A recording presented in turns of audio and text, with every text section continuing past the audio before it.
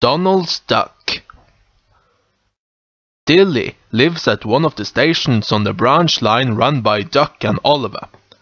She is sometimes called Donald's duck, and since the Fat Controller has an engine called Duck, you can imagine that people are sometimes confused. She came to the line after Donald had been teasing Duck, the engine, one day. Duck got his own back when his driver and fireman put Dilly in Donald's water tank. When she popped out, Donald's driver and fireman treated her kindly, and she soon became a favorite with everyone. But one day she had disappeared.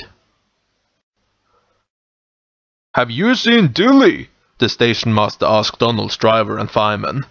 "No," they said, "not since last week." The station master and porters looked everywhere. They looked under seats, in waiting rooms, behind cupboards, and on high shelves. Nothing. They even looked in the room below the signal box, where the oil lamps were kept, but it was no use. Dilly had vanished. Days went by and became weeks. Weeks became 1 month, then another. One day, Duck was waiting to start. Nearby, sleepers had been laid between the rails to make a path for the railway men. "Right away, mate," called Duck's fireman. But as he turned back towards the cab, a movement on the railway man's path caught his eye. "Hold it!" he shouted suddenly. Duck stopped before he reached the place.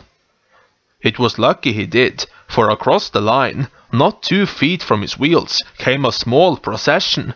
1, 2, 3, 4 pale brown ducklings wobbled over the sleepers, followed by their father, who now and then prodded his back at any duckling who dawdled.